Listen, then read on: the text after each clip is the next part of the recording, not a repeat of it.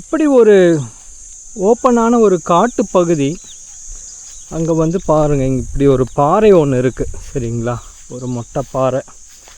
இதில் வந்து ஸ்டெப்ஸ் மாதிரியான ஒரு அமைப்பு உங்களுக்கு தெரியும் அப்படின்னு நினைக்கிறேன்.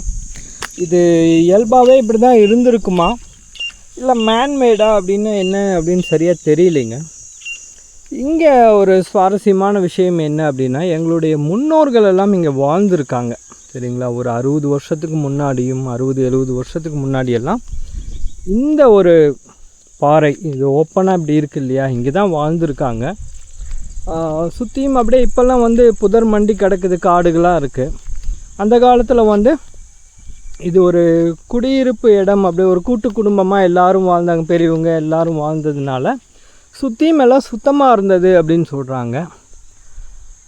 தென் பார்த்தீங்க அப்படின்னா இதில் தான் எல்லாம் தங்கி தூங்கி வாழ்ந்துருக்காங்க. இது ஒரு சமமான சர்ஃபேஸ் அப்படின்னு சொல்ல முடியாது, பார்த்திங்கனாலே தெரியும். ரொம்ப கரடு முரடாகவும் மேடு பள்ளமாகவும் இருக்குது. இங்கே எப்படி இருந்திருப்பாங்க அப்படிங்கிறது ஒரு சேலஞ்சிங்காக தான் இருக்குது.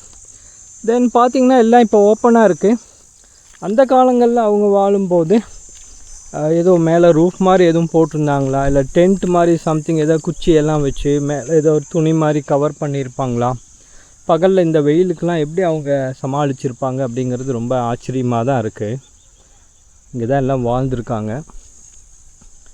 தென் பார்த்திங்க அப்படின்னா இன்னொன்று சுவாரஸ்யமான ஒரு தகவல் என்ன அப்படின்னா, பாருங்கள், இது வந்து ஒரு உரல் மாதிரியான ஒரு அமைப்புங்க.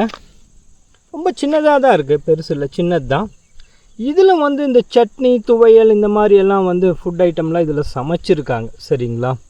சின்னதாக இருந்தாலுமே இப்படி ஒரு கல் மாதிரி ஏதோ வச்சு, கல் மாதிரியோ இல்லை உரல் மாதிரியான ஏதோ ஒரு கட்டை ஏதாவது வச்சு இப்படி தட்டி 2 டைம் 3 டைம் செஞ்சோம்னாலே போதும், எல்லாம் தேவையான அளவு வந்துடும் அப்படின்னு சொல்கிறாங்க. ஸோ இது எல்லாமே இன்னும் கொஞ்சம் நாளில் அழிஞ்சிடும். ஏன்னா இது வந்து ஒரு ப்ரைவேட் ப்ராஜெக்ட் ஆகிடுச்சு. கன்ஃபார்ம் ஆச்சு அப்படின்னா எல்லாம் உடச்சி எடுத்துருவாங்க. இப்போவும் இது ப்ரைவேட் லேண்டு தான். ஸோ இதெல்லாம் ஒரு நினைவுகள், அதனால தான் பதிவு செய்கிறேன். ரொம்ப சுவாரஸ்யமாக இருக்குது. இன்னும் எத்தனை காலத்துக்கு இருக்க போகுது அப்படின்னு தெரில. சரி, அட்லீஸ்ட் நம்ம வீடியோ பதிவாவது எடுத்து வச்சுக்கலாம் அப்படின்னு சொல்லி பதிவு பண்ணிகிட்ருக்கேன். ஓகே, இங்கே தான் வாழ்ந்துருக்காங்க. ரொம்ப ஆச்சரியமாக இருக்குது.